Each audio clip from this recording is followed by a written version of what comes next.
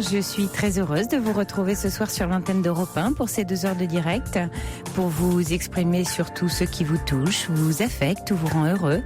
Certains sont peut-être en plein préparatif et dans la joie des retrouvailles. D'autres redoutent la solitude, parce que Noël est toujours un moment particulier que nous sommes nombreux à redouter, un moment où nous éprouvons la difficulté du vivre ensemble, alors que tous on voudrait bien que la vie soit parfois un peu plus douce et un peu plus simple.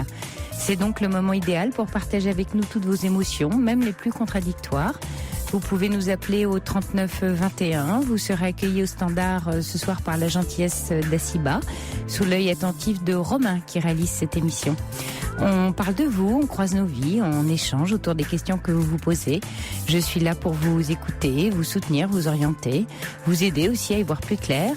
Vous pouvez aussi nous joindre par SMS en composant le 7 21 21, en commençant votre texto par le mot nuit, ou envoyer un mail sur le site europe1.fr. Et puis n'hésitez pas à réagir à ce que vous entendez en direct. Ici, on échange, on s'entraide aussi, on prend soin des uns des autres. Bref, on se tient chaud au cœur. 39 21, j'attends vos appels. Europe 1, Sophie Peters. Alors avant d'accueillir Colette à l'antenne, je voulais redonner ce soir les coordonnées de l'ouvrage dont je vous ai parlé hier soir parce que certains d'entre vous me l'ont demandé. Alors je vous ai parlé d'un livre qui s'appelait L'esprit de solitude. L'auteur en est Jacqueline Kellen, K-E-L-E-N, et l'éditeur c'est La Renaissance du livre. Voilà, L'esprit de solitude. Et puis également de la part de Jika, je ne sais pas si Karim nous écoute, Karim qui nous appelait lundi soir du Canada et dont l'échange a été très riche avec lui. Et donc Karim, Jika voulait vous souhaiter par l'intermédiaire de l'émission de très belles fêtes de Noël. Et puis enfin un petit message, une douce pensée d'accompagnement à Patricia qui nous dit qu'elle se sent très très seule en ce moment. Patricia qui dit-elle ne veut ni nous appeler ni voir de psy, et pourtant Patricia, votre histoire est douloureuse et je vous souhaite, psy ou pas, de trouver un peu d'aide. Il y a aussi des associations qui pourraient vous accueillir. En tout cas, Patricia, on vous souhaite beaucoup de courage et puis on pense fort à vous en ce moment. Voilà, donc Colette, vous êtes là ? Oui, je suis là. Bonsoir Colette. Oui, bonsoir Sophie. Écoutez, moi je vous téléphonais par rapport au thème de Noël. Bon, je n'étais pas à l'écoute de l'émission hier, mais voilà, on sait tous que Noël c'est un temps, j'ai envie de dire familial, quelle que soit la famille. Et moi je suis célibataire et bon, je me prends par la main. Depuis un certain nombre d'années, donc je ne vis jamais Noël seule. Mais je rencontre beaucoup de gens qui souffrent. Ouais. Et j'avais envie d'appeler ce soir, tout simplement pour dire,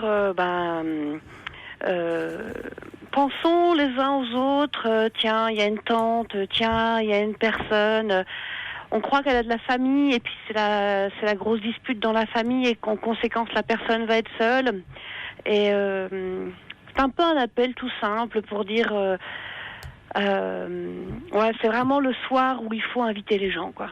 Oui, Colette, c'est très très touchant votre appel. Ça fait écho aux appels effectivement qu'on a eu hier soir, et puis depuis le début de la semaine, on a eu André hier soir qui avait 90 ans. On a eu également Louisette, on a eu Karim du Canada lundi. Oui, que j'ai entendu. C'était voilà, et qui allait dans votre sens. Et c'est bien que vous appeliez, pour nous dire ça à l'antenne en ce moment. C'est vrai que quelquefois sortir de sa solitude, c'est aussi faire un pas. C'est pas attendre chez soi, et on oublie même si ce pas nous coûte beaucoup, on oublie que il nous fait du bien à nous, il fait du bien aux autres, et qu'il y a beaucoup de gens seuls effectivement à Noël.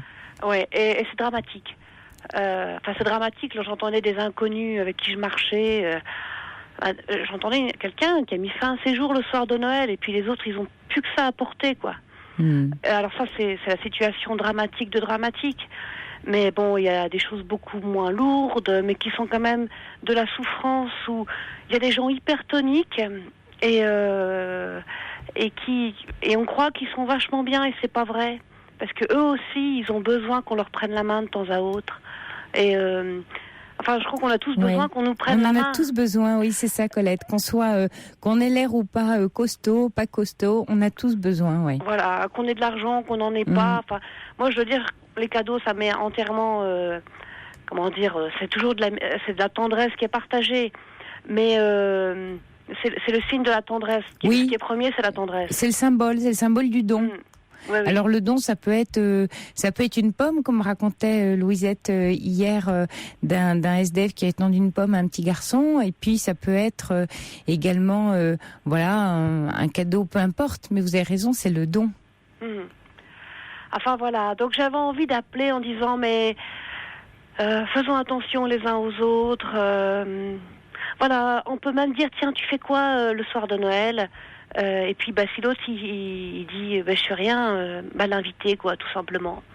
Je veux dire, ça peut être une tante, ça peut être, il y a tant de choses, quoi. Oui, puis on va peut-être apprendre que son voisin de bureau est tout seul. Il y a beaucoup de familles aujourd'hui séparées, recomposées, des papas, des mamans seules le soir de Noël parce que les enfants sont avec l'autre conjoint, des parents loin. Et même si vous avez raison, le reste de l'année on peut être entouré, ce soir-là c'est une solitude plus lourde à porter. Vous avez raison, Colette. Parce que, je crois que dans notre inconscient collectif, c'est la fête de la famille. Oui. Quelles que soient nos croyances, quoi. On est tous dans ce petit cocon qu'on voudrait tous avoir, même si on sait que c'est pas parfait. Donc c'est un jour où on a besoin de chaleur, quoi. Ouais. Et c'est un jour où il est bon d'en donner aussi. Exactement. Voilà. Exactement. C'est-à-dire que si on en a besoin et qu'on la trouve pas, allez la donner parce qu'on a beaucoup de chances de la recevoir si on la donne. C'est toujours le principe. Tout à fait. Voilà. Et l'expérience personnelle, moi, ça fait longtemps que... il y a 13 ans, j'ai failli vivre Noël toute seule. Oui. Donc, ça date. Mais c'était une expérience marquante. Et depuis ce temps, j'ai toujours pris les moyens pour que ce soir-là ne soit pas un soir... de solitude. Oui, c'est bien. Alors, vous faites quoi? Vous réunissez des amis qui sont seuls comme vous? Comment ça se passe? Alors, ça dépend. Là, j'ai des amis qui vivent avec des personnes handicapées mentales et qui font des super fêtes. Et je fais un peu partie de leur famille et ils m'ont dit, si t'as rien, tu viens chez nous. Et donc, je suis chez eux et on va faire une super fête. Vraiment une très belle fête qu'on fera ensemble. J'imagine que ça doit être une très très belle soirée, Colette. Ah oui, je m'en réjouis. Et moi-même, je raconte des histoires. Et donc, en surprise, je leur offrirai quelques contes. Voilà, ça c'est aussi... Quelques contes de Noël que vous leur direz? Exactement. Alors, du coup, Colette, je vous conseille peut-être un ouvrage où vous pourrez lire des passages. C'est un ouvrage que j'ai découvert il y a quelques jours, et j'avais très envie d'en parler à l'antenne, et voilà, et vous m'en donnez l'occasion, parce que vous me dites que vous passez la soirée avec des handicapés mentaux, c'est ça? Oui, voilà. Personnes, Et c'est un ouvrage qui vient de sortir donc chez l'éditeur Naïve. C'est un roman qui s'appelle Philippine. L'auteur c'est Patrick Lam, L-A-2-M. Et en fait, c'est l'histoire d'un père dont l'arrivée de Philippine va bouleverser sa vie. Philippine va avoir un gros problème à la naissance et va être handicapé moteur cérébral. Et donc, un père raconte tout au long de ce livre l'expression de la relation d'amour particulière qu'il finit peu à peu à nouer avec sa fille handicapée. Alors, non sans difficulté, c'est-à-dire qu'il y a des passages où vraiment pour lui, c'est très très compliqué d'apprivoiser le handicap de sa fille. Et puis, je vous recommande, si vous voulez en faire la lecture à haute voix, les pages de la fin, parce que les pages de la fin, en fait, racontent comment il a une relation d'amour extrêmement forte avec elle, et tout ce qu'elle lui a apporté et tout ce qu'elle a permis de faire grandir en lui. C'est un ouvrage merveilleux. Donc, je vous le conseille à tous. Philippine de Patrick Lam. Voilà, Philippine, et l'auteur c'est Patrick Lam, L-A-2-M. L'éditeur c'est Naïve, et c'est excessivement bien écrit. C'est une très très très belle écriture. Merci beaucoup. Voilà, c'est une écriture qui touche le cœur et qui raconte que oui, c'est vrai que le handicap dans la vie c'est pas facile à accepter, à vivre pour le parent, mais c'est cette relation avec cette tête extraordinaire où elle communique par les yeux, et il y a des phrases extraordinaires sur ses regards, sur ce qui se noue entre eux. Voilà, et c'est un très très très joli livre. Oui, Donc je pense qu'il vous plaira beaucoup et vous serez en bonne compagnie parce que quelquefois les livres, quand on est seul, ça tient bien compagnie aussi. Oui, tout à fait. Mais enfin, c'est vrai que bon, là, moi, c'est des amis de longue date, donc vraiment, je suis, ils me chouchoutent, hein. Et c'est vrai que je pense vraiment que faut pas chercher midi à 14h pour Noël, quoi. Oui. Il faut vraiment prendre la simplicité, ce qui vient. Rien que le fait d'être 2, voire 3 suffit, quoi. Oui. Ouais. Et puis faire des petits plats dans les grands. Oui, parce que c'est la fête aussi, de faire la cuisine. Hein. Voilà. Et c'est une offrande, hein. Ouais. Faire des petits raison. plats dans les grands, ça permet aussi de dire c'est une ambiance de fête, quoi. Ouais. Voilà, je m'en vais m'acheter même en toute simplicité, là. Mais il y a des choses toutes simples qui me font sortir de l'ordinaire. De donner du bonheur, un peu de bonheur. Merci Colette de nous avoir appelé vraiment, pour ce message. C'est un peu aussi un peu un cri aussi. Oui. C'est en même temps un cri pour chacun de nous en disant mais vraiment il faut qu'on fasse attention, il faut vraiment qu'on fasse attention ce soir-là, quoi. Oui. Voilà, j'ai envie que tous qu'on se regarde. Moi je suis reçue, quoi. Oui. Je suis reçue, mais vraiment qu'on se dise est-ce que un tel il a quelqu'un, enfin voilà. Oui, qu'on se regarde un peu. Voilà. Voilà. Et puis et voilà. Et puis je souhaite plein de belles choses aux gens qui nous écoutent. Et puis pour ceux qui sont seuls, peut-être je sais que c'est difficile, mais le courage, comme vous le dites, d'aller frapper à la porte. Aussi des amis, de ceux qu'on connaît, pour dire je suis tout seul ce soir et j'aimerais bien pas l'être. Et les gens bien souvent ouvrent leurs portes, mais ça suppose un certain courage. Vous avez raison, Colette. Oui, de sortir de soi, sortir et sortir de soi aussi, sortir de son enfermement intérieur pour aller vers l'autre. Quelquefois, on reste enfermé dans sa solitude, en se regardant, en regardant son malheur, et quelquefois, il faut se donner un peu de force pour en sortir. Vous avez tout à fait raison, Colette. Et plus on en sort, et moins c'est lourd. Voilà. Oui, et moins c'est lourd. Voilà. Ouais. C'est très très beau ce que vous dites, Colette. Voilà, mais c'est l'émission qui provoque ça. Voilà. Mais c'est chouette que vous nous ayez appelé ce soir pour nous confier ce cri du cœur et cette alerte, parce que je pense que vous faites beaucoup de bien aux gens, et du coup, pendant que je vous ai, je vais en profiter pour lire quelques textos, justement, parce qu'il y a Steven, par exemple, qui nous dit je suis seule, c'est Noël, et pour une fois, j'aimerais que quelqu'un me souhaite de bonnes fêtes. Alors Steven, avec Colette, voilà, on est toutes les deux à l'antenne, et puis on vous souhaite de belles fêtes. Il y a Tiffany aussi qui dit Noël ou pas, ma vie est synonyme de solitude, mais je tiens à la vie. Et puis on a également Claire qui dit j'appréhende aussi Noël. Il y a Dalton qui dit à Patricia dont je parlais tout à l'heure, voilà, il dit non, Patricia, elle n'est pas seule sur Europe 1. Il y a Dalton qui lui envoie un bisou. C'est une jolie émission, parce que voilà, on peut tous se parler entre nous, ensemble. Ouais. Mais il faut à tout prix aller plus loin. Il faut prendre le téléphone et appeler quelqu'un qu'on connaît, et oser. Enfin, c'est super, mais il faut que ça débouche, quoi. Oui, il y a Nino qui dit peut-être même le simple fait d'envoyer un message ou de passer un coup de fil peut amener un peu de chaleur aux gens qui sont seuls. Ouais, c'est vrai. Petit courrier, un petit quelque chose, quoi. Et puis alors il y a Canel qui dit je n'ai pas de problème avec ma famille et pourtant je serai seule car chacun reste chez soi puisque c'est toujours moi qui organise. Canel, elle peut peut-être passer un petit coup de fil à quelqu'un de sa famille pour dire je débarque, puisque d'habitude c'est moi qui organise. Ça c'est la personne qui tend régulièrement la main et qui aimerait bien qu'un jour on la lui tende à elle, quoi, qu'on inverse un peu les rôles. Mais bon, vaut mieux quand même l'attendre que plutôt qu'il n'y ait rien. Oui. Mais c'est vrai qu'il y a des jours où on aimerait être chouchouté. Oui, et que du coup on préfère rester un peu avec sa colère en voulant un peu aux autres, en disant quand même c'est pas cool, quoi, c'est pas sympa, on pourrait quand même m'appeler. D'habitude c'est moi qui invite et là il y a personne. Ouais. Voilà. C'est pas facile.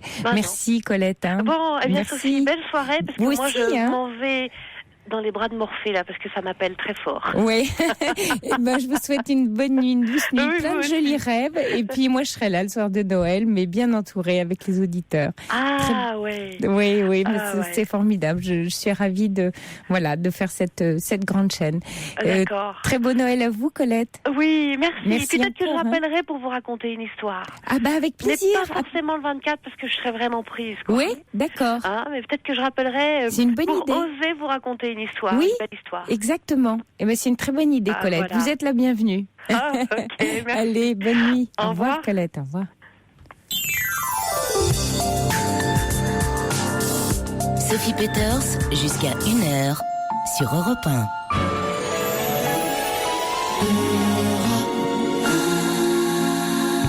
Et nous accueillons Gabrielle. Bonsoir, Gabrielle. Bonsoir. Alors, Gabrielle, vous êtes toute jeune. Oui. Oui. Je viens juste d'avoir 20 ans. 20 ans. C'est bien de nous appeler. Alors, Gabrielle, racontez-nous, c'est avec votre maman que ça se passe pas bien, hein? Oui, voilà. C'est en fait, j'ai un gros souci avec ma mère. J'ai pas du tout de dialogue depuis toute petite. Et c'est de plus en plus dur depuis environ 4 ans, en fait, parce que ma sœur a eu un cancer du sein. Et de plus en plus, elle est mère poule. Elle regarde tous mes comptes. Enfin, elle a tout le temps des petites manies, on va dire ça comme ça. Elle est excusez-moi. Elle vous étouffe un peu, hein, ce que vous disiez. Elle m'étouffe un peu. Et puis, oui, c'est même pas mère poule d'ailleurs, hein, parce que regarder les comptes, c'est même plus mère poule à ce stade-là. Hein. Voilà, c'est regarder les comptes. Quand je reviens de temps en temps maintenant à la maison, c'est qu'elle regarde dans mon agenda, elle raye tous mes devoirs, elle réécrit mes devoirs. Ah, oui. Enfin, c'est que des... Mais vous vivez pas avec elle, Gabrielle? Non, en fait, j'ai fait exprès de... Après le collège, j'ai demandé en fait un lycée en dehors de chez moi. Ouais. Donc je suis beaucoup plus loin et j'étais en internat. J'ai demandé d'être en internat. Ouais. Et maintenant j'ai un appartement. Et en fait je peux y aller quand je veux, mais j'aimerais bien un peu rentrer chez moi, voir mes parents, mon père, ma mère. Ils habitent toujours ensemble? Oui. Et en fait le plus compliqué c'est que mon père essaye de défendre ma mère, mais c'est que, ils s'aiment plus les deux, mais ils veulent pas divorcer. Oui. Et moi, je serais pas contre qu'ils divorcent, hein, mais voilà, ils veulent pas. Et en fait, vous pouvez pas tellement vous appuyer sur votre papa. C'est-à-dire, vous pouvez pas tellement. Oui. Pas trop, parce qu'en fait, après, à chaque fois, ça dérape avec ma mère, et j'ai un souci d'émotion. Enfin, j'arrive pas. Au niveau des émotions, ça va beaucoup au niveau de l'humeur. Ouais. C'est normal. J'arrive pas à trouver, être stable, quoi. C'est normal, Gabrielle. C'est pas facile ce que vous vivez. Vous n'avez que 20 ans. Vous dites que depuis toute petite, la relation est compliquée avec votre maman. Vous avez des amis à l'internat avec qui en parler, vous appuyer, qui peuvent vous... Un petit peu, mais en fait, je suis très secrète. Oui. Et c'est que je dis jamais rien et voilà. Oui, puis à votre âge, on n'a pas forcément envie de confier ses soucis. Oui, et puis on se rend compte que, je sais pas, mais je vois un petit peu dans le monde adulte quand on se confie.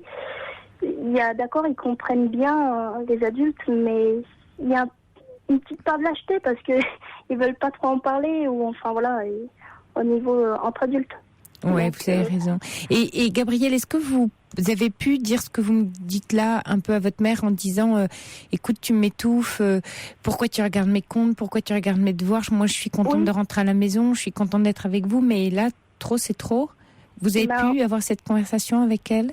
Oui, j'ai eu cette conversation, mais à chaque fois, ça fait le même refrain, c'est que après, donc elle pleure, donc moi, j'arrive pas à suivre au bout d'un moment, donc ça pleure. Et puis, on s'explique, on se dit pardon, et puis après, ça recommence, quoi. Donc, oui, ça dérape tout de suite dans l'affectif. Votre mère, en fait, n'arrive pas à gérer. Ouais. Et puis, elle n'arrive pas à se défendre, donc elle arrive à des choses blessantes, à insulter, et il y a vraiment des choses blessantes. Ouais. Donc, de type, en fait, quand j'étais petite, j'avais toujours l'impression que j'étais adoptée, parce que physiquement, je ressemble pas à ma mère. Ouais. Enfin, quand elle est vraiment énervée, elle me dit ah mais oui, tu pensais que tu t'es adoptée, mais ça se trouve t'es vraiment adoptée parce que pour avoir une fille comme toi, aussi chiante et aussi conne, bon voilà, des choses comme ça. Oui, c'est affreux, ouais. Ça se dit pas. Non, ça se dit pas, non. Non, vous avez raison, Gabrielle. Ouais. Je vous trouve drôlement solide, Gabrielle. D'abord, c'est formidable que vous appeliez ce soir. Vous avez pris la décision de vous protéger en vous mettant loin de votre mère et c'est une excellente décision. Très mature. Vous en parlez bien et vous arrivez à bien voir le problème. Maintenant, il faudra aller un cran plus loin. C'est pas rester seul, vous faire aider, c'est-à-dire voir un thérapeute. Oui. J'aimerais bien en trouver un bien parce que vous avez essayé quand j'ai eu mes 18 ans, j'ai fait les démarches pour voir des psychologues, mais pas dans un hôpital parce que mes parents ils travaillent dans l'hôpital, et le monde médical c'est un monde tout le monde sait tout donc. Ah oui. Vos parents travaillent à l'hôpital en fait, hein, c'est ça? Oui, voilà. Ouais. Donc il fallait que je fasse les démarches, mais dans un autre département où je suis. Et je suis allée voir plusieurs écoutes des jeunes, plusieurs psychologues. Dans un hôpital de jour aussi, j'ai fait les démarches. Mais enfin, pour l'instant, j'ai pas trouvé psychologue à mon pied, comme on dit. Donc, c'est pas trop le bon, donc je ferais bien. Oui, c'est déjà, vous voyez, je reçois un SMS qui dit en parler à la radio est déjà un grand pas.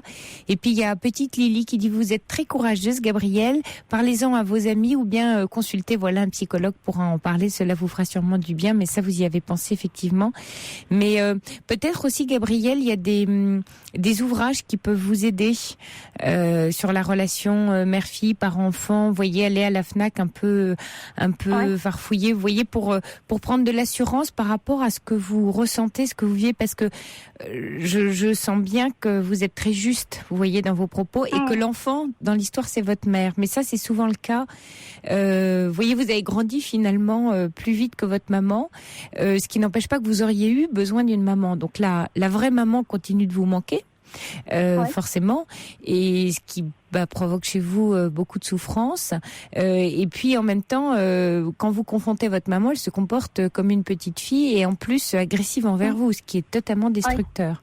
Alors déjà, ce que je vous souhaite, c'est de trouver auprès de vous à un moment donné, vous voyez, un adulte. Alors je sais pas si ça peut être dans le cercle familial une tante ou même une prof ou un adulte avec qui vous sentez bien, sur lequel vous pourriez vous appuyer en termes d'affection. Vous savez, il y a un neuropsychiatre, Boris Cyrulnik, qui parle de résilience, c'est-à-dire quand on a souffert comme vous dans l'enfance, trouver comme un tuteur, vous voyez, un adulte avec lequel vous ayez une relation d'affection et sur lequel vous puissiez vous appuyer pour vous nourrir de l'affection qui vous a manqué. Parce que très vite, là vous avez 20 ans, mais voilà, on s'épuise, hein, on est une plante sans eau quand on n'a pas d'amour, hein, et pour vous c'est difficile.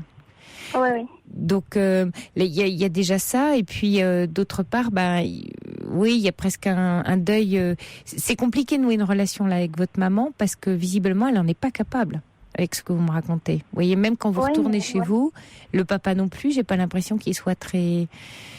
Alors, limite, il fuit aussi, parce qu'il est toujours au boulot, et il cherche à avoir beaucoup plus de boulot, donc c'est un moyen échappatoire, et c'est pas... Ça remet... Enfin... Ça aide pas, quoi. Non, ça aide pas, non. Voyez, il y a Ninou qui vous dit vous êtes prise dans un jeu affreux avec votre maman, fuyez loin, quitte à revenir plus tard. Oui, il y a peut-être une vraie parenthèse à faire, parce que visiblement, vous ne pouvez pas compter sur eux. Il va falloir que vous trouviez autour de vous, dans votre entourage, des adultes sur lesquels compter. Effectivement, on a parlé du thérapeute, mais là, je vois que vous cherchez et vous allez sûrement trouver. Et puis, aussi, d'autres relations, d'autres types d'aides, vous voyez, qui peuvent être amicales, chaleureuses. Je ne sais pas s'il y a une tante, s'il y a une grand-mère. Oui.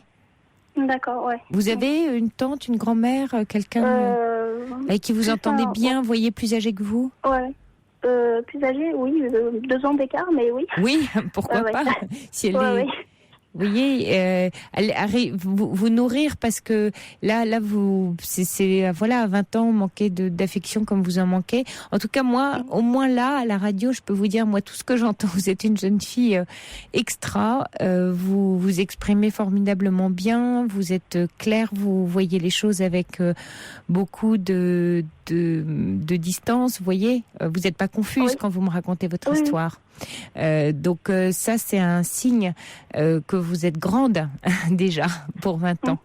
Et ça va vous aider à avancer. Vous êtes forte, Gabrielle. Il faut que vous le sachiez. Vous êtes forte. Alors par contre, ce qui ne veut pas dire que en avançant, il y a des moments où vous aurez besoin d'être aidé parce que il va quand même manquer quelque chose que vous n'avez pas et que vous n'avez pas eu par le passé. Et donc vous serez peut-être un peu plus fragile, mais c'est beau, hein, mais ça veut dire que vous aurez besoin, il va falloir que vous choisissiez dans votre vie un homme gentil, qui vous encourage, qui vous nourrisse. Vous voyez, il faut vous nourrir auprès de gens gentils.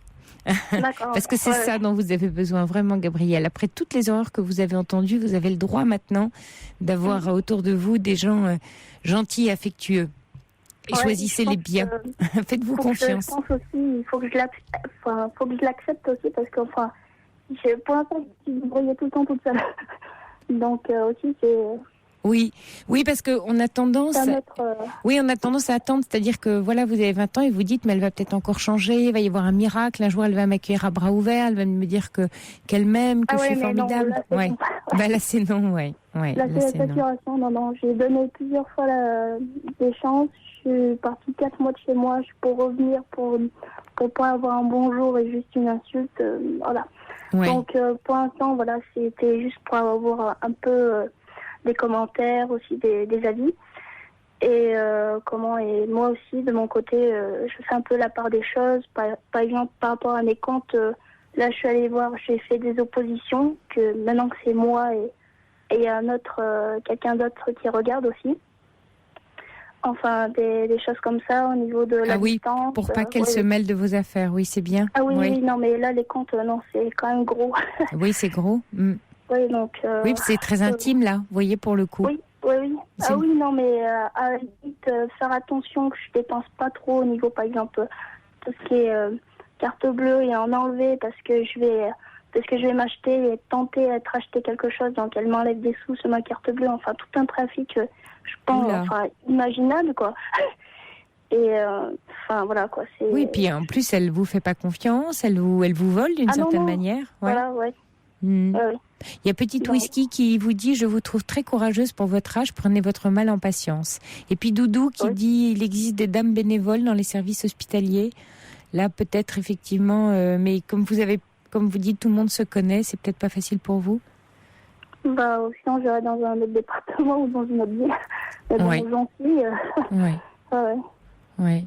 C'est bien, Gabrielle, je vous sens courageuse, déterminée, et puis c'est bien de l'exprimer là, comme vous le faites ce soir à l'antenne, parce que vous ancrez. Vous voyez, ça c'est ce qu'on appelle en psy de l'ancrage, c'est que là vous l'exprimez, donc vous l'appropriez. Vous appropriez cette décision, là sur l'antenne, on vous écoute, et ça c'est quelque chose de très structurant pour vous. C'est bien. Je vous félicite parce que c'est un acte courageux, ce que vous venez de faire, et qui va vous aider à avancer parce que vous mettez un cadre de sûreté autour de vous là. Hein? Je vous souhaite beaucoup de courage, Gabrielle. Noël, comment ça va se passer, vous du coup, pour vous?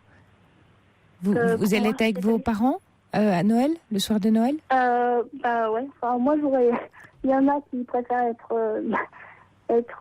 avec de la famille ou avec des amis, mais moi je préfère d'un côté la solitude, mais je pense que c'est aussi ma petite bulle, mais non, mais oui, moi je serais avec ma famille, avec ma mère. Mais si c'était trop dur, encore une fois, faites comme vous le sentez. Vous savez, c'est difficile, quelquefois on se rend pas compte qu'on se fait pas assez confiance. Or, très souvent, l'individu sait très bien ce qui est bon pour lui. Par contre, il n'ose pas pour X et Y raison. Vous, ce qui est bien, à 20 ans surtout, de vous structurer, de vous faire confiance. Oui. Oui, excusez-moi, j'ai un chat dans la gorge qui se promène. Mais oui, ça me paraît vraiment important que vous voyez, vous fassiez ce qui est bon pour vous. À chaque fois que vous posez un acte, vous faites quelque chose, comme l'histoire des contes que vous venez de raconter, vous vous dites, voilà, ça c'est important.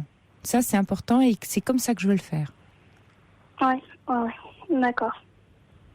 Alors, il nous dit, Gabriel a une petite voix de baroudeuse, c'est trop mignon. Et puis Eridan qui dit, les petites fleurs comme Gabriel sont heureusement souvent enracinées dans la tendresse, et la tendresse est la plus grande des forces. C'est bien alors. Et Isabelle dit, bravo, à 20 ans je n'avais pas tant de discernement, continuez cette route. Moi je suis bien d'accord avec Isabelle, continuez votre route Gabriel, ne vous laissez pas distraire, et je vous souhaite vraiment beaucoup de courage, un très très très bon Noël, pensez bien à vous, merci. Et protégez-vous. Hein merci. Vous êtes une belle jeune fille. Avancez bien. Ça fait du bien, merci. Bonsoir Gabriel. Et puis si ça n'allait pas, vous nous rappelez, parce qu'on est là aussi. Il y aura... Caroline sera là dès lundi, là, elle est en vacances et elle sera aussi ravie de pouvoir vous aider. Donc voilà, si vous trouvez personne à qui parler, tout d'un coup c'est trop lourd, rappelez-nous. D'accord. Vous serez la bienvenue. Merci bien. Bonsoir Gabriel. Bonsoir. Sophie Peters sur Europe 1.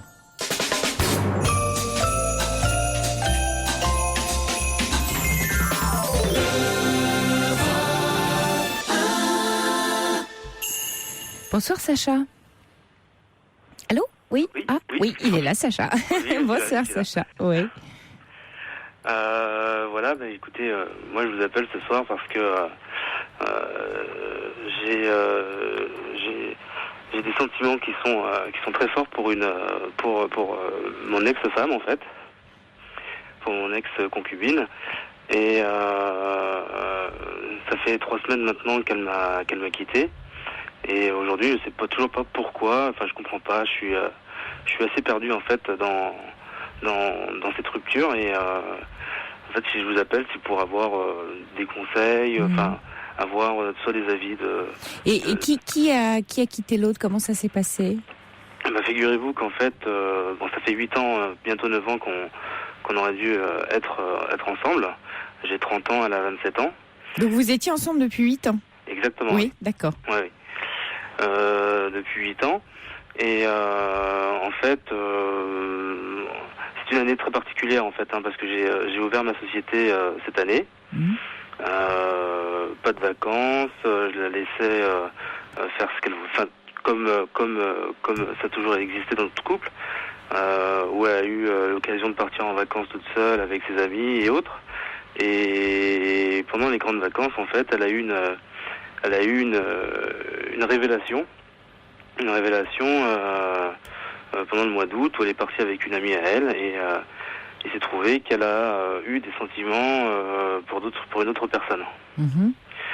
Donc en revenant donc de ses vacances, elle m'a annoncé les sentiments qu'elle a eu pour cette autre personne qu'elle n'avait plus auprès de moi. Vous voyez.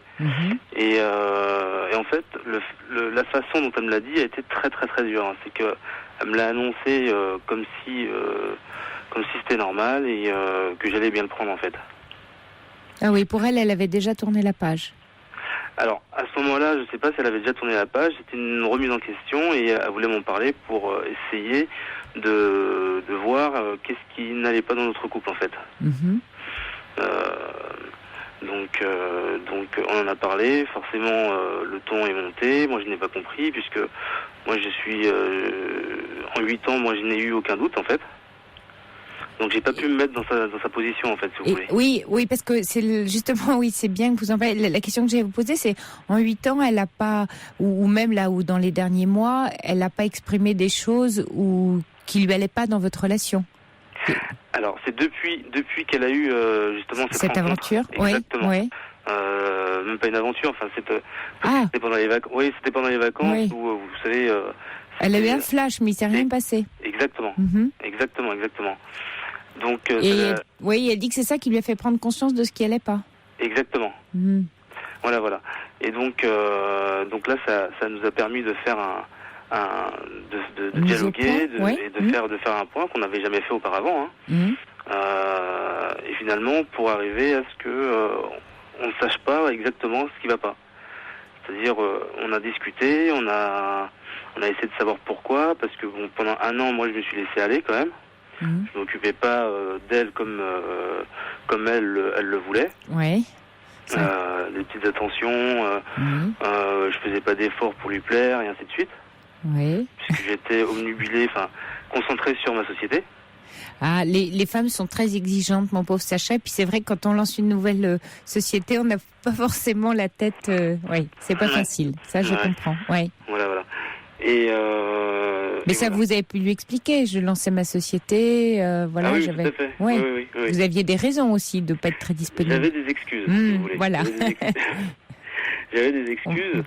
Et en fait, je me confortais avec ça. Donc, j'ai réussi, si vous voulez. J'avais mes arguments. On a fait avec ces arguments pendant 3 mois. D'accord. Donc ça, c'était au mois de septembre.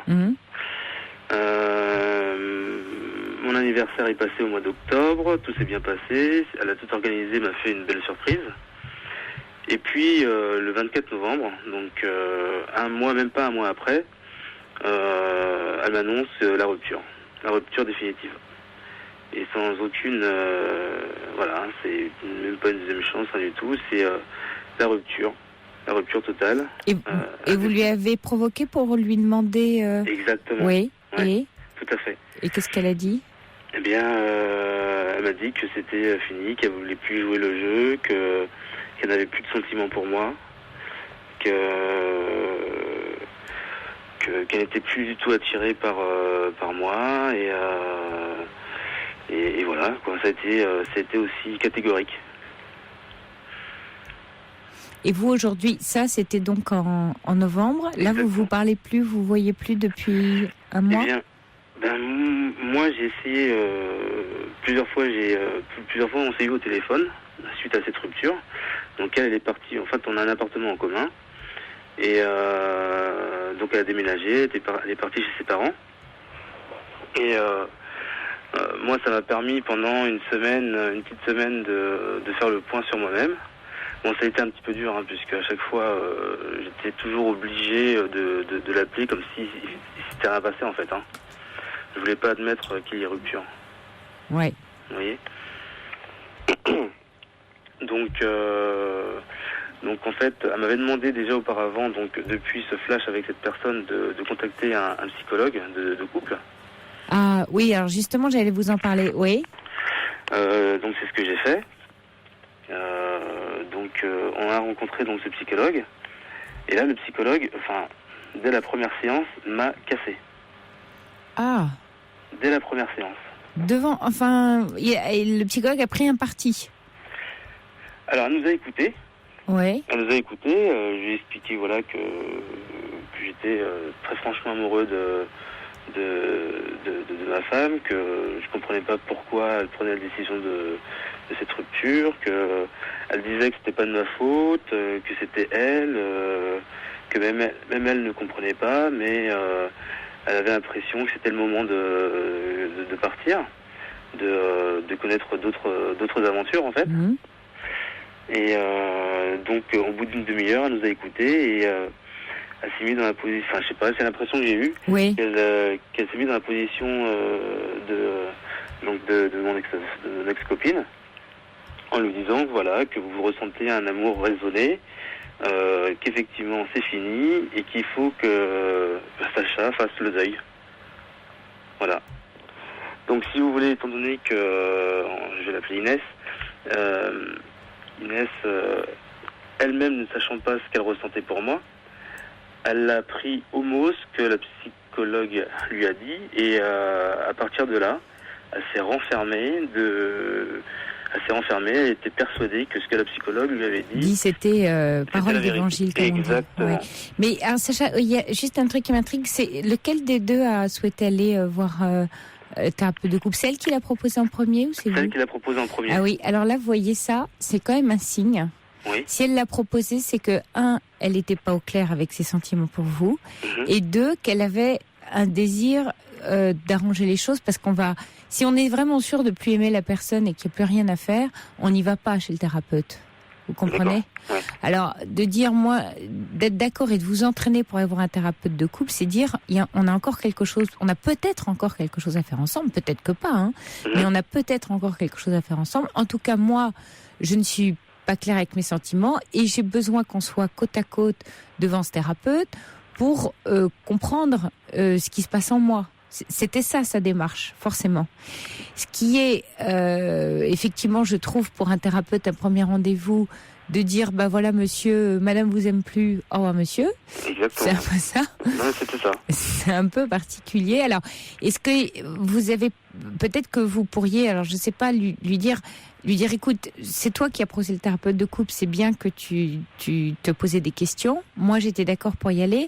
Est-ce que tu n'as pas le sentiment que le thérapeute qu'on a vu a fermé un peu brutalement la porte? Est-ce que c'est pas parce qu'une personne, vous voyez, bah oui, un psy, c'est aussi, voilà, un être humain. Enfin, voilà, il a pas raison sur tout. Vous avez aussi votre ressenti.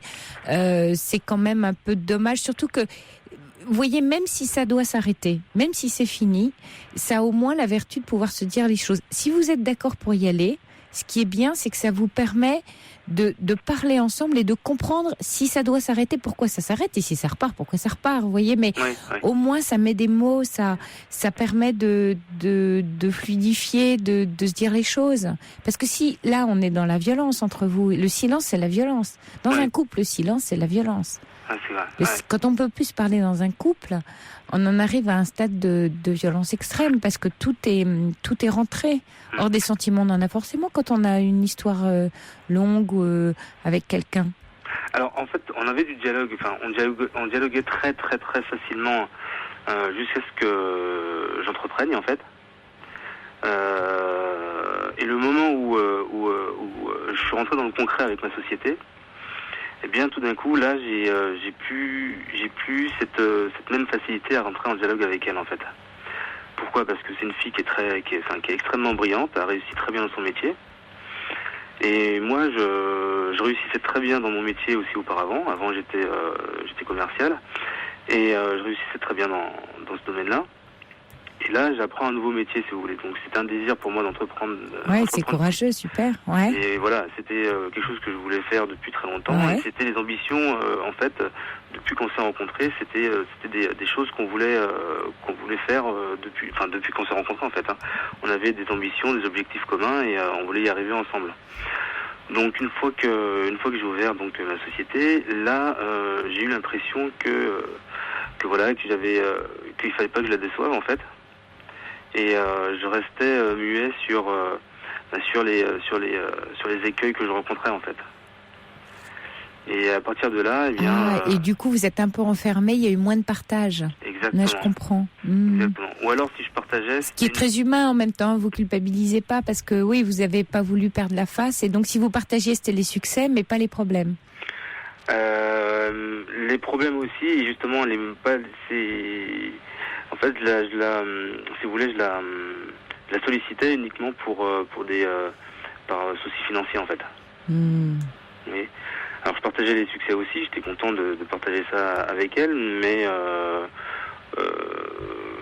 je savais aussi lui demander quand il fallait me donner un petit coup de pouce et sans lui dire pourquoi, quoi.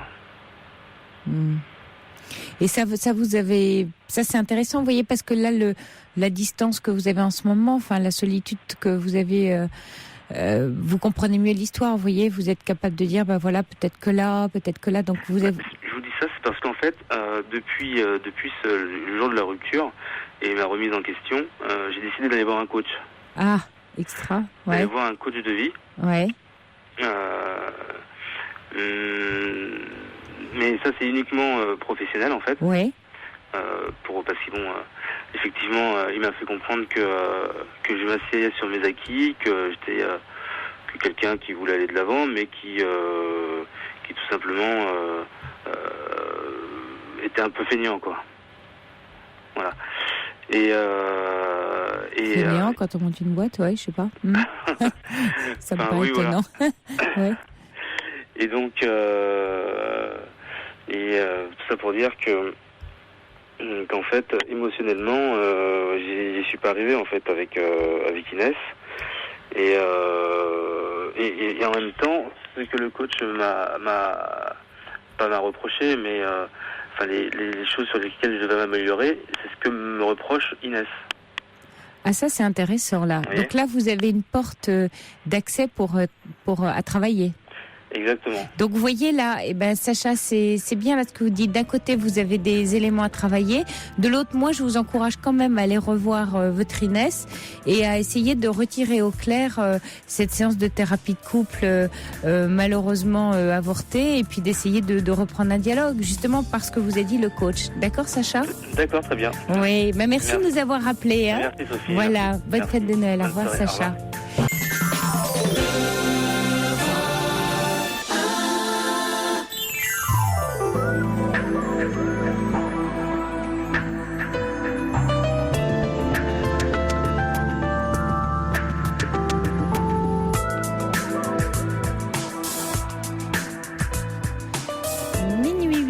Sur Europe 1, c'est Libre Antenne, à l'heure où on peut se laisser aller aux confidences, à la rêverie, mais c'est aussi l'heure où les angoisses se font plus vives au cœur de la nuit. Alors, si vous ressentez le besoin de partager ce que vous vivez, ce que vous éprouvez, je vous invite à composer le 3921, où vous serez accueillis ce soir par Asiba. Vous pouvez aussi réagir à tout moment par Internet, sur le site d'Europe 1, ou par SMS au 7 21 21, en commençant par le mot nuit. Je compte sur vous et sur vos appels. 3921. Sophie Peters, jusqu'à 1h sur Europe 1.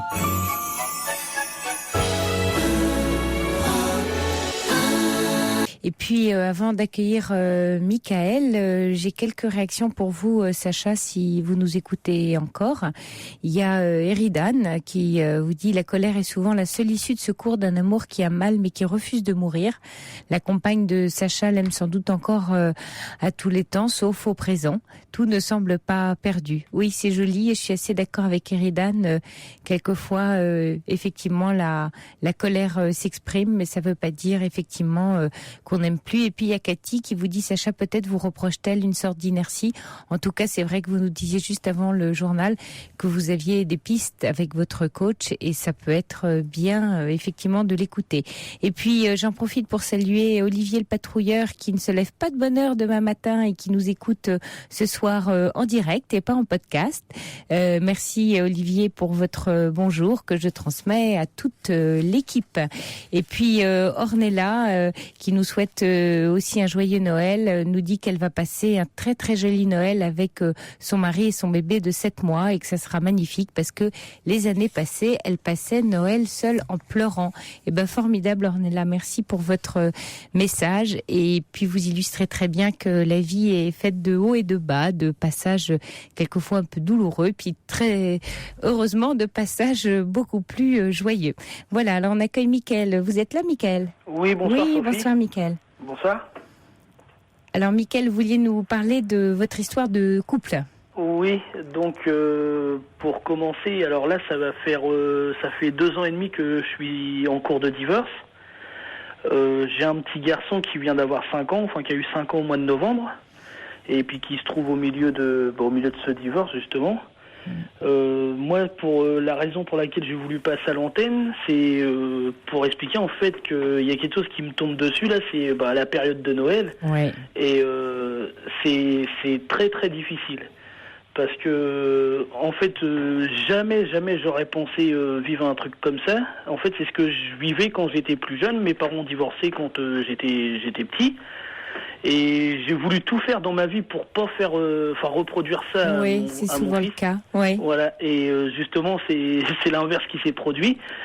Et donc là, il est chez sa maman depuis vendredi, depuis les vacances. Et autant dire que depuis vendredi, je vis plus, je dors pas. Parce que mon fils, c'est vraiment toute ma vie. Hein. J'ai eu un parcours qui a été, on va dire, pas semé d'embûches parce que. On va dire que les embûches, c'est moi qui les ai mis, mais j'ai eu une vie pas très très facile. Et comme je le répète sans cesse, vraiment la meilleure chose que j'ai eue dans ma vie, c'est mon fils. Et voilà, donc Et là, le gros problème qu'il y a, c'est que depuis que je suis séparé, j'ai la garde de mon fils quand même. Là, justement, on vient de me donner la garde il y a à peine un mois. Ouais. Donc, ça a été le plus beau cadeau de Noël que j'ai pu avoir. Oui, vous avez la garde alternée, donc une semaine. Non, c'est pas une garde alternée, parce que moi et la maman, on est séparés comme de 50 km. Ah oui. Et donc, c'est. Donc, il vit avec vous. Ah, formidable, oui. Donc, autant je me suis battu aussi pour l'avoir. Hein. C'est la maman qui est partie du domicile sans lui. Donc, autant dire que j'ai tout fait pour garder mon fils. Et puis, je me battrai vraiment à fond pour le garder avec moi, hein, de toute façon. Et donc, j'ai eu beaucoup de soutien de ce côté-là. Des personnes que je connaissais pas sur Internet, tout ça, qui m'ont soutenu justement pour la garde. Ça m'a vachement aidé. Mais là, je m'aperçois que justement, là, c'est Noël vendredi. Et là, je vois que je vais pas être avec lui et c'est terrible. Ah ouais, je vis plus en fait. En même temps, Michael, vous me dites vous que tenez énormément à lui. C'est important que vous disiez que pour l'équilibre de votre fils, il a également besoin de sa maman et qu'il serait pas un petit garçon heureux et qui grandirait bien s'il était tout le temps avec vous. Vous voyez, il a besoin de ses deux parents. Justement, c'est ce qui a joué. Ça a joué un peu en ma faveur. Oui. Pour continuer à avoir la garde, parce que justement moi ce que je dis c'est que les problèmes entre moi et sa mère ça le concerne pas. Enfin, il va grandir, quand il va grandir il aura besoin d'explications, bon voilà, mais pour l'instant je pense qu'il est trop petit à 5 ans, il peut pas comprendre peut pas comprendre les problèmes entre son père et sa mère. Mais il n'a pas besoin de les savoir, il a juste besoin de vous deux. Ouais voilà, donc moi c'est ce que je fais, c'est que en fait moi pour dire si j'appliquais ce que la justice voulait, c'est que la mère l'aie un mardi sur 2 et un week-end sur 2. Et la moitié des vacances. Et moi, j'essaye justement qu'elle le voie le plus souvent possible. Ça veut dire que comme je descends régulièrement, parce que la maman habite sur le Havre, moi je suis en campagne, comme je descends régulièrement sur le Havre, j'essaye d'y laisser le petit de façon à ce que toutes les semaines, elle le voit. Vraiment qu'elle le voit un maximum, parce que je pense que le petit a besoin de voir son père et sa mère autant l'un que l'autre. Il y a pas là-dessus.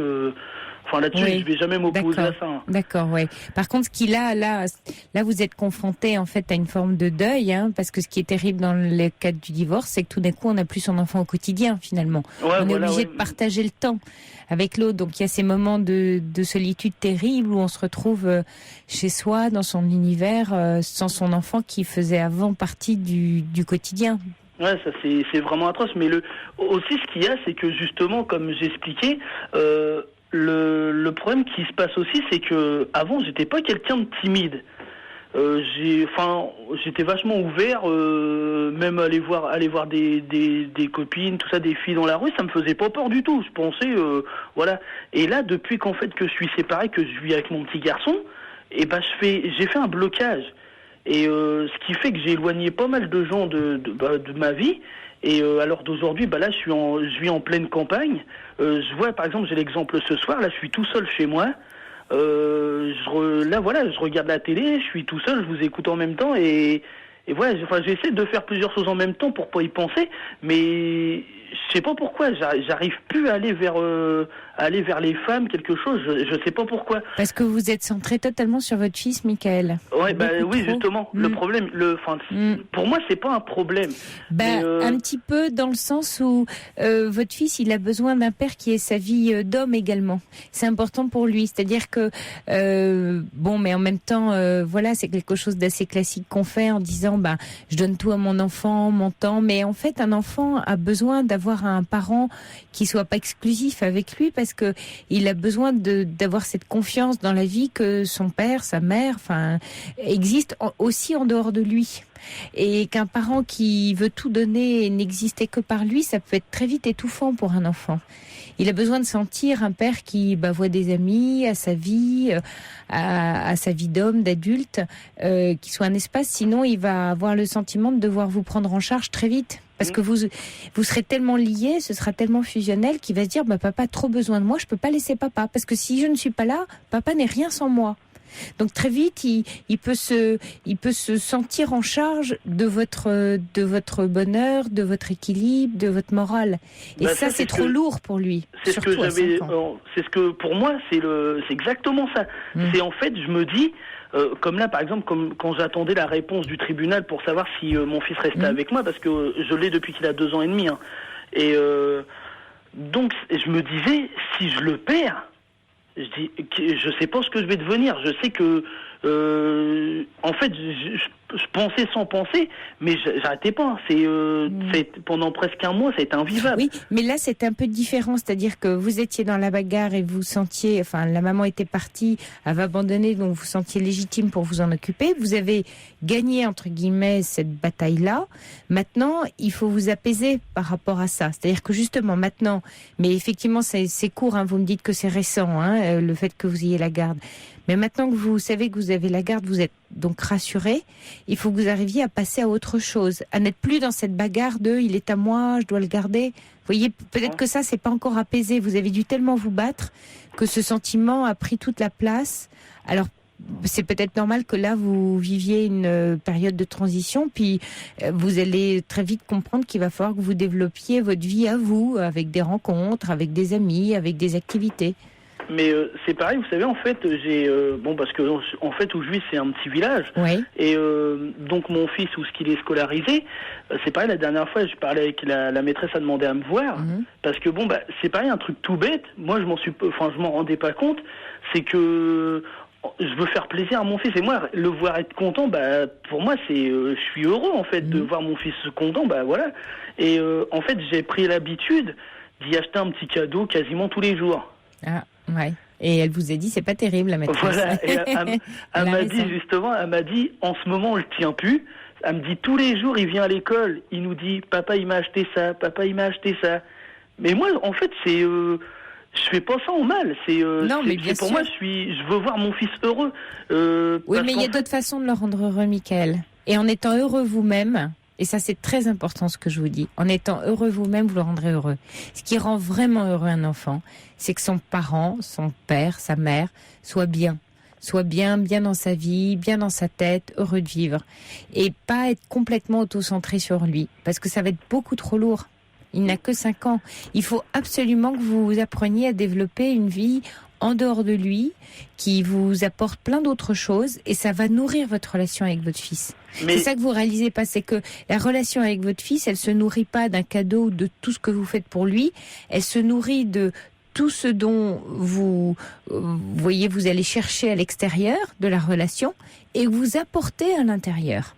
Et ça, c'est important que ce soit dans votre travail, dans vos amis, dans ce que, je sais pas, vos lectures, vos sports, vos activités. Et après, ça crée du partage. Et à votre avis, qu'est-ce qu'il peut faire? Parce que justement, j'arrive pas à trouver la réponse, ou trouver quelqu'un qui peut me donner la réponse au fait que maintenant, j'ai peur, en fait, d'aller vers les femmes, en fait, parce que pourtant en moi je me dis, j'en ai assez le soir d'être, par exemple là, je vois mon fils, il est pas là, mais le soir d'être tout seul, j'aimerais bien partager des choses avec quelqu'un, des balades, regarder des émissions, des trucs comme ça. Oui, j'entends. Et Mickaël, alors je tente une hypothèse, hein, mais voilà, je peux me tromper, hein.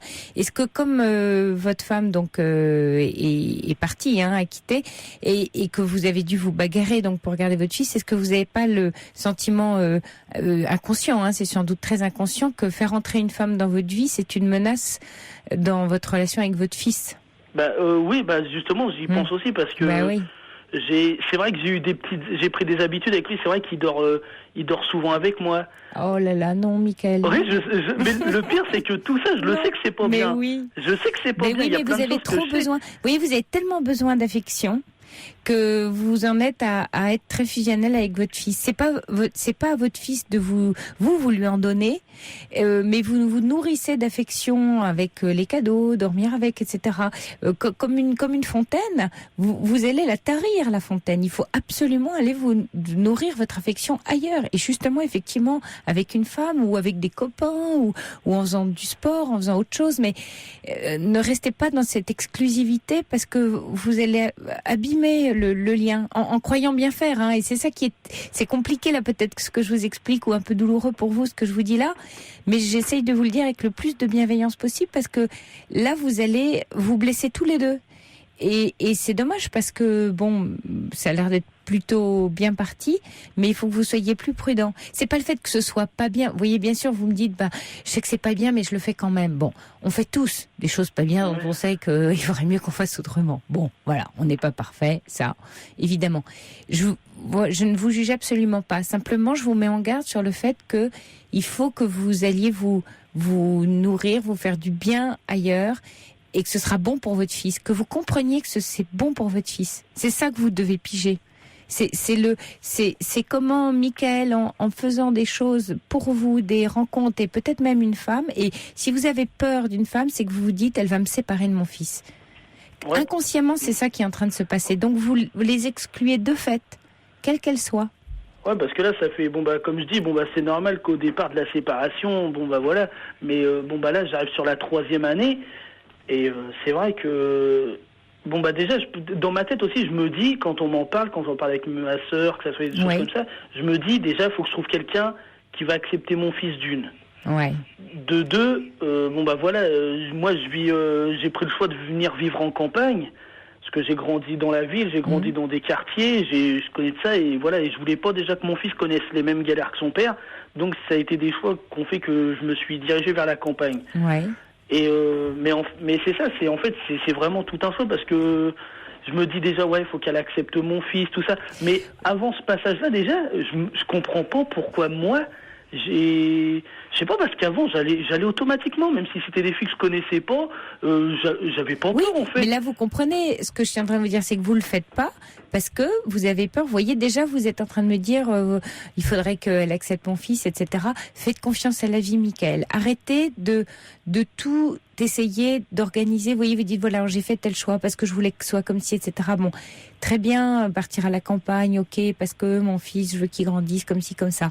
Très bien, c'est vos choix de père. Mais là, il y a un moment donné où dans vos rencontres, il faut que il y a une peur qu'il faut calmer là, ou plutôt qu'il faut écouter, qu'il faut regarder en face. Parce que là, vous avez peur de perdre votre fils à nouveau. Oui, ça oui. Et cette peur, elle vous empêche en fait d'avancer. C'est pour ça que vous n'allez pas vers les femmes. C'est votre peur qui vous paralyse. Pas la peur de la femme, bien entendu, ça n'a rien à voir. C'est pour ça que vous comprenez pas. Vous dites, je comprends pas, avant j'y allais. C'est pas la femme qui vous fait peur. Ce qui vous fait peur, c'est de perdre la relation avec votre fils, ou qu'elle l'abîme, ou qu'elle soit en concurrence. Pourquoi pas avec vous, ou qu'elle le séduise. C'est tout ce qu'elle va déranger dans ce que vous avez si bien organisé. Vous voyez, vous avez organisé votre petite vie là avec lui, et vous ne voulez pas que, en l'occurrence, une femme vienne déranger ça, parce que déjà votre femme avait abîmé cette relation, donc il n'est plus question d'en faire entrer une. C'est ça qu'il va vous falloir travailler, Michael. D'accord. Et pour ça, vous pensez que le mieux, c'est parce qu'on m'a justement, il y a quelqu'un qui m'a parlé de ça. On m'a dit que je pouvais, parce que on m'a dit c'est pas le fait que j'élève mal mon fils, au contraire. Non, pas du tout. Que ça soit pour tout, j'ai appris plein de choses, justement, s'il y a des... Oui, ça je suis pas inquiète. Justement, je passe un message en même temps pour les auditeurs qui écoutent. Oui. Avant, c'est vrai que j'étais un peu comme tous mes potes, et j'arrivais chez moi, il fallait que... je pensais que c'était le boulot normal de la femme qu'elle me fasse à manger, que... Puis vous êtes devenu papa, voilà, papa. Et là, je fais les deux rôles. Et je vais vous dire que depuis 2 ans et demi, il y a certains de mes amis, je m'entends mieux avec leurs femmes qu'avec eux, parce que je comprends, et maintenant je comprends exactement ce que la femme fait. C'est un boulot de dingue. Ouais. Je m'occupe de la lessive, je m'occupe du repassage, du repas, des courses, de tout. Ça c'est super, Michael, vous faites du bien à toutes les femmes là. Ah ouais, non, mais là je peux le dire, là c'est vraiment, c'est moi quelque part c'était un bien pour elle, parce que ça m'a fait comprendre ce que vraiment le boulot de la femme, le boulot que ma mère faisait quand on était petit, on s'en rend pas compte, nous. Non, c'est vrai. En tant qu'homme, mais vous savez qu'avec la masse de divorces, un couple sur 2 divorce, alors plus seulement maintenant à Paris, les statistiques disent c'est en France, et il y a beaucoup de papas qui vivent ce que vous vivez, qui prennent conscience de ça. Ah ouais, c'est vrai que je me suis aperçu de tout ça, et voilà. Mais comme je disais, donc il y a quelqu'un qui m'a conseillé justement, on m'a dit, ouais, tu peux te faire aider, parce que c'est vrai que c'est pas facile de faire tout. Mais me faire aider, moi, quelque part, je refuse un peu ça, parce que dans ma tête, je me dis, si je me fais aider, pas bon. C'est avouer quelque part que je m'en sors pas. Non. Et moi, je veux pas ça. Oui, je comprends, oui, mais bien sûr, mais vous raisonnez très bien, Mickaël. Non, c'est pas que vous en sortez pas. La preuve, c'est que tout ce que vous m'expliquez, vous avez l'air de, au contraire, très bien vous en sortir. Puis en plus, vous avez un gros avantage sur pas mal d'hommes, c'est que vous savez vraiment ce que vous voulez. Hein. Ça, c'est clair, net et précis. Ah ouais, donc mais vous voyez, ça, c'est une grande force dans la vie de savoir ce qu'on veut. Par contre, ce qui peut vous aider, c'est pas tellement de ne pas y arriver avec votre fils, le débat est pas là, c'est d'y arriver avec vous-même. C'est pas que vous y prenez mal, c'est que il y a des choses que vous avez du mal. Vous voyez, quand vous me dites pourquoi je vais pas voir les femmes, etc. Ça pourrait vous aider à apaiser ça. C'est-à-dire que allez voir quelqu'un, allez voir un thérapeute et lui raconter ce que vous me racontez là et ce qu'on est en train de décortiquer ensemble, hein, cette relation un peu fusionnelle avec votre fils. Ça va vous permettre de prendre un peu de distance et puis de comprendre où sont vos besoins à vous. Et pas les besoins du papa, les besoins de l'homme, parce que en vous il y a le papa, il y a l'homme qui travaille, et puis il y a l'homme tout court avec sa sensualité, sa sexualité, avec son besoin d'être en couple, de partager ses copains, son sport, etc. Et cet homme-là, ça peut énormément l'aider à s'écouter. Et c'est ça qui vous manque aujourd'hui. C'est pas que vous faites mal, c'est un accès à vous que ça va vous permettre. Vous voyez, oui. Et ça va être comme un chemin. C'est un guide. Ça va vous aider à rentrer en contact avec vous-même et du coup ça ne veut pas dire que vous occuperez moins bien de votre fils. Rassurez-vous, Mickaël, vous serez toujours ce papa que vous êtes, avec ses convictions, son amour, sa tendresse, sa détermination, son attention. Voilà, ça ne sera pas, ça ne bougera pas. Ça, c'est acquis. Ça, vous l'avez. Par contre, toute une partie que vous avez du mal encore à développer, ça va vous aider. C'est juste ça. Mais c'est pas j'ai besoin d'aide, c'est que je suis un nul et que je m'en sors pas. Non, souvent c'est vrai, on se dit oh là là, c'est la honte, je dois aller voir un psy, c'est vraiment que je suis un pauvre naze. Non, c'est pas ça. Non, mais je rencontre en ce moment dans ma vie une difficulté, je bute sur quelque chose et ce sur quoi je bute, je vois pas clair là, je suis dans le brouillard et voilà, ça va me nettoyer les lunettes, je vais mieux avancer, j'aurai plus en face de moi tous les paramètres. C'est ça qui vous manque. Ouais, c'est vrai que. Vous voyez ? Ouais, non, mais en plus. C'est une aide. C'est une aide. C'est pas une faiblesse. Le prenez pas. Vous savez, c'est dans c'est dans ce qu'on ne sait pas faire qu'on apprend à grandir. Si on ne fait que ce qu'on sait faire, on n'avance pas beaucoup. On grandit pas beaucoup. Ce qui est intéressant, c'est de se confronter à ce qu'on ne sait pas faire. Et donc, ce qu'on ne sait pas faire, c'est intéressant d'aller s'y atteler, s'y confronter, parce qu'on va grandir. C'est une opportunité de croissance pour vous. C'est pas grave que vous sachiez pas faire. On est tellement nombreux. De toute façon, ces derniers temps, c'est vrai que c'est devenu quand même de plus en plus dur, parce que même, je prends un exemple tout bête. Par exemple, quand la maman vient le chercher, elle vient le chercher au domicile, je me suis vu, il n'y a pas si longtemps que ça, elle est venue le chercher après l'école. Il partait que pour un week-end. Hein. C'est pas long, c'est du vendredi, il rentre le dimanche après-midi. Le voir partir dans la voiture, pourtant il est avec sa mère, c'est normal. Oui, mais ça vous a brisé le cœur. J'ai fermé les volets de chez moi, je me suis mis à pleurer. Oh oui, je vous comprends, Mickaël. Pour moi, c'est atroce. Quand il part. Et là, par exemple, il y a un truc tout bête qui s'est passé récemment, c'est que c'est vrai que mon ex-femme, elle était un peu plus jeune que moi. Et là, des fois, elle réagit, je dis comme une gamine, mais voilà, je comprends parce que là, elle a pas eu la garde, elle essaie de faire des trucs aussi, voilà. Mais je vois, par exemple, elle veut pas que je téléphone parce qu'elle dit que quand elle l'a pendant les vacances ou en week-end, moi, j'ai besoin d'y parler tous les jours. Ça fait que tous les jours, je téléphone pour y parler. Oui, mais elle a raison, là, pour le coup, vous voyez. Vous voyez, Mickaël, elle a raison. Là, il est à elle, pendant qu'elle est avec lui, vous devez respecter ce moment-là. Elle appelle pas quand il est avec vous. Si elle appelle, mais c'est vrai que pas autant que moi. Ouais. Moi, j'appelle tout le temps parce qu'il faut que j'ai l'impression dans ma tête, pareil. Je me dis, si je l'appelle pas, il va se dire, mon père, il m'oublie, il m'appelle pas, ni rien. Oui, je comprends. Ce serait bien peut-être, alors, je sais pas, mais si jamais vous voyez un thérapeute, vous en parlerez avec lui ou avec elle, mais ce serait bien que peut-être de vous mettre d'accord avec la maman sur une espèce de consigne pour pas, vous voyez, dire bon bah écoute, quand il est chez toi, quand il est chez moi, on se dit qu'on appelle un jour sur deux parce que comme ça il se sent moins lâché. C'est vrai que vous avez raison, il a que 5 ans, donc il peut se dire tiens bah quand je suis avec maman, j'existe plus pour papa. Donc ça, je suis tout à fait d'accord avec votre argument. Par contre, peut-être qu'il faut que vous créez un cadre avec la maman pour dire bon bah voilà, on se dit ça ensemble. Quand il est chez moi, ben on se dit tu l'appelles régulièrement, tous les je sais pas 2 jours, 3 jours, et puis moi je fais pareil. Comme ça, vous êtes d'accord et ça c'est bien. Comme ça, aucun des deux ne se sent envahi. Vous voyez? Ouais, enfin, moi, peut-être que c'est comme ça, parce que vu qu'elle s'est remis avec quelqu'un, c'est peut-être, enfin, je vais pas dire c'est plus facile, parce que c'est pas facile de pas voir son enfant tout le temps. Oui, ça doit pas être facile. Ah non, là-dessus, j'en suis conscient. C'est pour ça que je fais mon maximum, parce que comme un exemple, comme je disais, elle habite quand même à 50 km de chez moi. Et normalement, si on suit le jugement, c'est à elle de venir chercher l'enfant et de le ramener au domicile. Or, elle n'a pas de voiture, elle n'a pas de permis. Et c'est vous qui allez du coup. Voilà, donc vous êtes extra. C'est dur parce que je vous dis de ramener mon fils, tout ça. Bon voilà, mais si, comme je lui ai dit plusieurs fois, je lui ai dit écoute, si j'applique le jugement, parce que elle me trouve tout le temps des trucs, elle me dit je vois pas assez mon fils, je vois pas si toi tu l'as la semaine.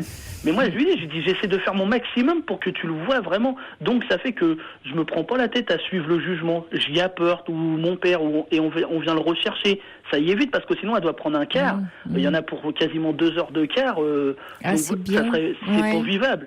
Et enfin il y a plein de choses comme ça. Et j'ai déjà essayé de voir justement si moi et elle on pouvait parler quelque part au sein d'une association ou quoi. Mais il y a rien à faire à chaque fois. Il y a un petit truc qui fait que bon bah elle de son côté elle accepte pas que c'est moi qui la garde. Ben oui. Comme je dis, je le comprends. C'est une mère. Là-dessus, j'y reprocherai jamais ses qualités de mère. Là-dessus, j'ai rien à dire. Mais voilà, elle accepte pas que ça soit moi qui la garde. Alors c'est. Oui, mais là, vous voyez, là, vous vous confrontez. Ce que dit Tony, là, Mickaël, oui, le divorce est un déchirement terrible et que de souffrance. Cela vous bloque, mais ayez confiance en vous et courage à vous. Mais c'est vrai que ce que vous décrivez là, ben, c'est j'ai envie de dire le quotidien ordinaire de beaucoup de parents divorcés. Et c'est, vous voyez, c'est un traumatisme. Là, je reçois aussi un SMS qui dit le divorce est un trauma et mieux vont les parents, moins ils blessent l'enfant. Mais c'est vrai que vous êtes tous les deux dans ce déchirement. Ce serait bien, Mickaël, effectivement, que vous restiez pas tout seul là. Enfin, quand je dis tout seul, que effectivement vous puissiez consulter quelqu'un qui vous convienne et que, mais en même temps, voilà, c'est pas pour que vous vous débrouillez mal, vous débrouillez bien, vous raisonnez bien. Je trouve que vous êtes même très sain dans votre relation à la maman. Vous comprenez beaucoup de choses, vous avez beaucoup d'empathie. Vous voyez, vous avez plein de très belles choses en vous. Mais il faut vous faire aider parce que vous prenez tout ça très à cœur, ce qui est normal, hein. Ah bah pour ça. Puis comme là, ce qui m'a fait vous appeler surtout, c'est vrai que j'ai pensé là avec Noël. Bon bah c'est vrai, là je me retrouve vraiment tout seul parce que bon, que ça soit dans ma famille, c'est pareil, mais que ça soit mes frères et sœurs, ils ont aussi leur famille, ils ont leur belle famille, tout ça, tout le monde est invité à droite, à gauche, et c'est vrai que je me dis, moi là je vais rester là tout seul. Je sais pas, soit comme je disais, je vais prendre un médicament pour dormir, pour pas voir la nuit, pour me réveiller samedi, aller le chercher. Mickaël, c'est ce qu'on disait en début d'émission, et puis peut-être qu'on va se quitter là-dessus, mais là pour le coup, hein, c'est ce que on en parlait en tout début de l'émission. Ce serait bien, vous avez bien quelqu'un, vous dites vous êtes dans un petit village, quelqu'un à qui vous puissiez tendre la main, un voisin, allez vous enquérir de savoir dans le village qui est tout seul ce soir-là. Inviter, pourquoi pas, des gens que vous connaissez pas à prendre un verre et qui sont tout seuls. Je suis sûre que vous allez trouver à faire du bien et vous avez beaucoup de tendresse et beaucoup d'amour en vous. Ce serait bien le bout du monde si vous n'arriviez pas à en faire quelque chose de formidable le soir de Noël. Hein? Non, bah, c'est et ça vous fera du bien à vous, du bien à votre relation avec votre fils et du bien à la personne que vous accueillerez chez vous, chez qui vous irez, partager une petite coupe, un petit verre de vin, un petit quelque chose, d'accord ? D'accord. Sophie, une dernière chose. Oui. Est-ce que c'est possible au cas où il y aurait des gens ou des associations qui auraient eu ce problème comme moi, si vous pouvez laisser mes coordonnées et puis histoire pour discuter tout ça, essayer de voir. Moi, je suis dans la région, tout ce qui est D'accord. Le Havre, Yvetot, Écoutez, tout ça passera par notre standard, par Assiba, mais vous avez été entendu à l'antenne et on vous appellera, on vous enverra. Mais faites le tour de votre village, déjà, ça me paraît une bonne idée. D'accord, Mickaël ? Je vous souhaite de bonnes fêtes de Oui, fin d'année. allez-vous aussi, bon Noël, et puis Merci. pas de télé, pas de radio, allez vous faire du bien, allez vous amuser. D'accord, Merci. Mickaël ? Allez, au revoir, Au revoir. merci d'avoir appelé. Sophie Peters sur Europe 1. Et puis avant d'accueillir Valérie, il y a une réaction qui est arrivée pour Gabriel, si Gabriel nous écoute encore. Aïcha vous dit, Gabriel, je pense que c'est sa maman qui a besoin d'être soignée, elle a besoin de secours. Et puis Gabriel, il y a Aïcha qui vous donne les coordonnées d'un livre qui s'appelle « Si je m'écoutais, je m'entendrais » de Sylvie Galland et Jacques Salomé, qui peut être très bien pour votre mère et qui peut peut-être l'aider à enclencher une réflexion et mettre le doigt sur ses peurs et insécurités. En tout cas, Aïcha vous souhaite beaucoup de courage, Gabriel, et de continuer votre petite vie. Voilà. Et puis nous accueillons Valérie. Bonsoir Valérie. Bonsoir. Alors Valérie, vous êtes fâchée avec votre mari ce matin et vous vouliez nous en parler. Oui, en fait, je suis fâchée, oui, c'est vrai, je suis vraiment fâchée et je n'arrive pas à être moins en colère. Oui, dites-moi. On est parti ce matin faire les courses de Noël, donc ça partait déjà bien avec les enfants. Et puis sur le parking du supermarché, je trouvais un peu trop vite. Il m'a dit non, qu'il maîtrisait la voiture. Bon, on est sorti du parking, on a été à un autre endroit et là, par imprudence, il a abîmé la voiture, quoi. Et pour moi, ça faisait un peu trop déjà. Ça devait être un peu tendu dans la voiture, non, pour qu'il abîme la voiture. C'est un signe, ça. Non, on était passé. Depuis quelque temps, j'ai à l'étranger, comme je l'ai dit. Oui, à Siba. Voilà. Et par rapport à ma vie là-bas, il y avait des démarches qu'il aurait dû faire depuis. Et pour ça, on a été se renseigner ce matin. Oui. Et donc, si en arrivant à cet endroit, il devait se garer. Je trouvais qu'il roulait un peu trop vite. Il m'a dit non, t'inquiète. Et puis, pile au moment où je finis ma phrase, il a pillé la voiture, quoi. En rentrant dans une autre voiture. Et bon, ce qui m'a énervé, c'est que ça fait déjà 4-5 mois qu'il aurait dû avoir ces informations ou au moins demander. Et ça m'a énervé, quoi. Vous pensez pas, Valérie, que cette colère que vous avez contre cette histoire de voiture, c'est plutôt justement l'autre colère qui est derrière, c'est-à-dire ces papiers dont il aurait dû s'occuper et que, comme vous savez, quelquefois on n'arrive pas à reprocher la vraie raison à quelqu'un, alors on lui reproche autre chose. Vous voyez, de plus anodin, de moins compliqué. Parce que vous savez inconsciemment, quelque part, en vous, que si vous explosez pour l'histoire des papiers, ça peut être très violent. Alors la voiture, finalement, c'est moins grave que l'histoire des papiers. Vous voyez ce que je veux vous dire ? Oui. Ouais. Je reconnais, mais bon, ça fait... ça fait beaucoup, là. Vous en avez... Oui, ça fait beaucoup. Vous pouvez essayer de... Vous voyez, d'essayer de passer votre colère ailleurs, mais d'arriver à lui en parler à lui.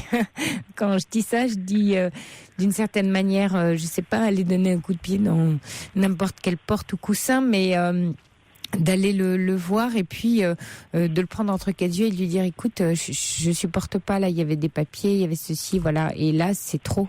Vous pouvez lui en parler ? Je lui ai déjà dit, et lui, c'est lui qui essaye de... Il fait de la résistance. Non, il essaye de discuter avec moi, mais je suis complètement fermée, quoi. Ouais. Et je suis trop en colère parce que je me dis que il est ici tout seul. Moi, je suis à l'étranger avec tous nos enfants.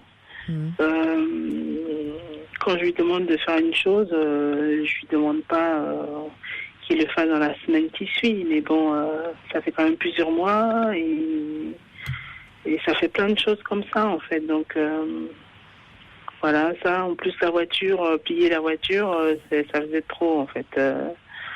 Ça, je sais pas si et vous dites, quand je parle avec lui, il argumente, c'est ça? Quels sont ses arguments face à vous? Comment il s'explique? Il dit qu'il fait des efforts, que voilà, il n'est pas parfait. C'est sûr. Oui, c'est sûr. Mais c'est pas une raison non plus. Non. Vous lui demandez pas d'être parfait, vous lui demandez de faire quelque chose de précis, visiblement. Oui. Et à chaque fois, c'est un peu comme ça, quoi. Donc là, bon, ça m'a énervé encore plus parce que je me dis, voiture pliée, faut c'est la seule voiture qu'il a ici. Moi, ma voiture que j'ai, je pars avec à l'étranger. Et bon, bah, elles ont fait, enfin, il faut calculer financièrement, tout ça, ça se planifie, quoi, et ça c'est trop, quoi. Et j'ai pas beaucoup de temps à rester ici et j'ai pas envie de passer tout ce temps-là à me fâcher contre lui. Et là, vous avez envie de quoi, là, maintenant? Valérie, vous en êtes où? Parce que là, vous me dites tout ce dont vous avez pas envie. Est-ce que vous savez de quoi vous avez envie? Tout de suite, dans l'état où je suis? Ouais.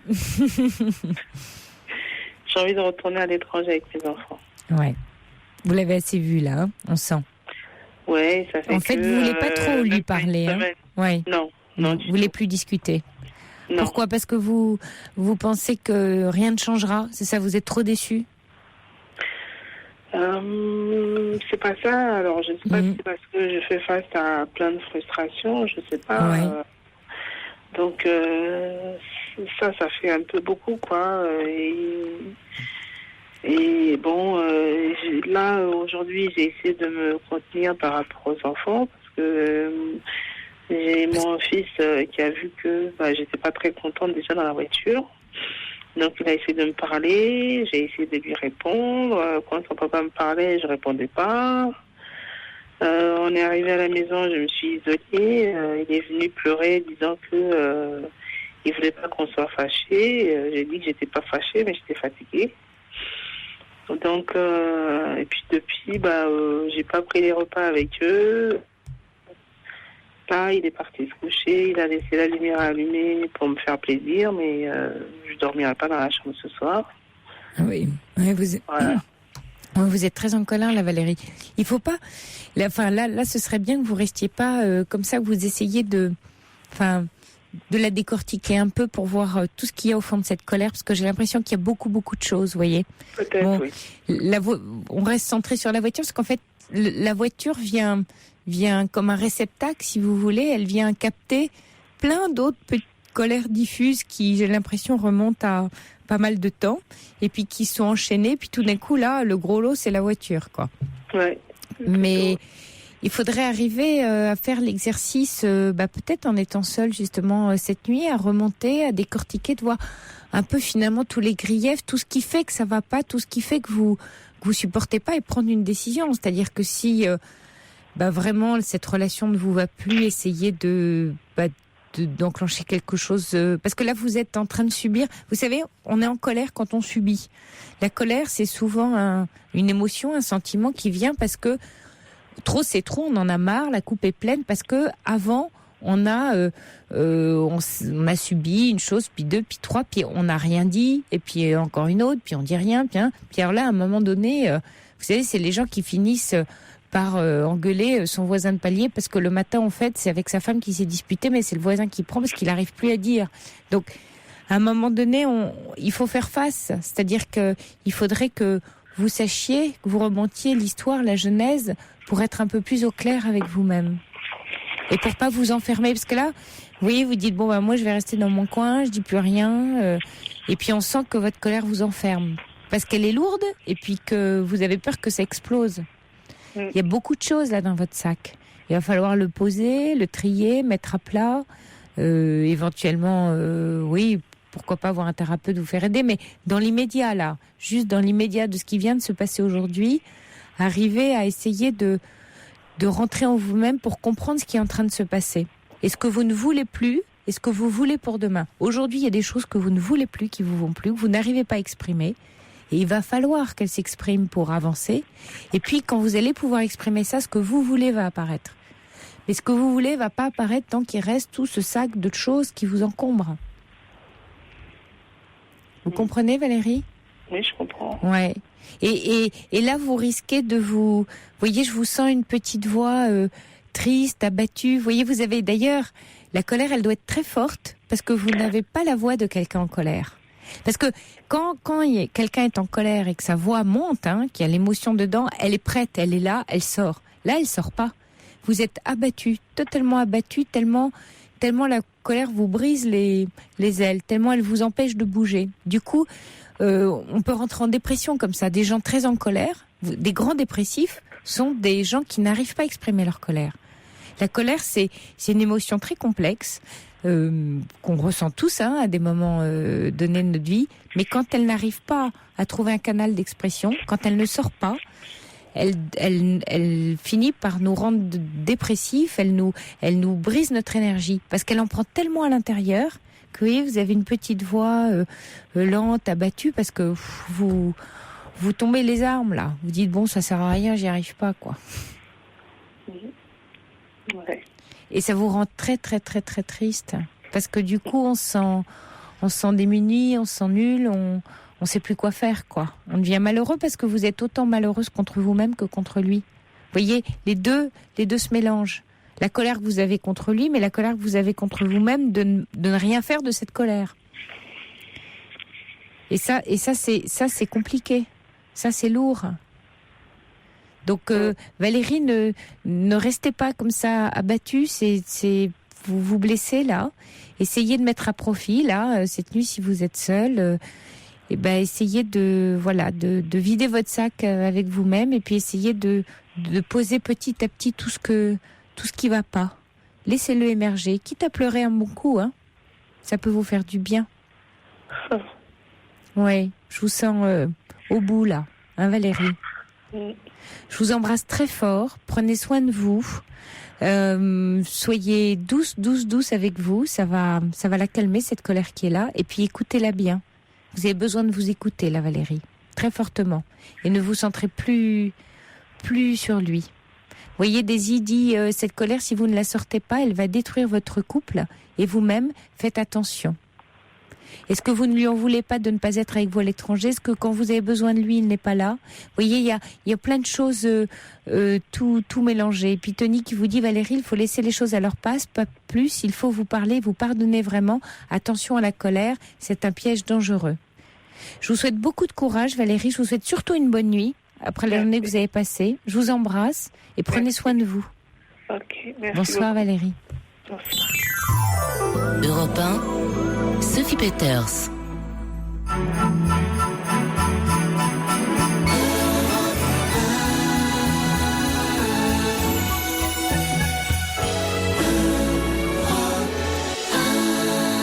Et puis avant de vous quitter, une réaction pour Valérie. Valérie, si vous nous écoutez, il y a Tony qui vous dit il faut laisser les choses à leur place, pas plus. Il faut vous parler, vous pardonner. Vraiment attention à la colère, c'est un piège dangereux. Et puis voilà, Christian qui dit vous vivez sans doute en Afrique, votre époux en France, et c'est très difficile comme ça d'être séparés. Et puis attention encore, dit Eridan, à la dépression qui peut être de la colère retournée contre soi. Allez, je vous souhaite beaucoup de courage à tous, une bonne et douce nuit, et une douce nuit surtout à Patricia qui se sentait si seule ce soir. Et puis on se retrouve demain à 23h, l'antenne ouvre à 22h30 au 39 21. Allez, bonne soirée.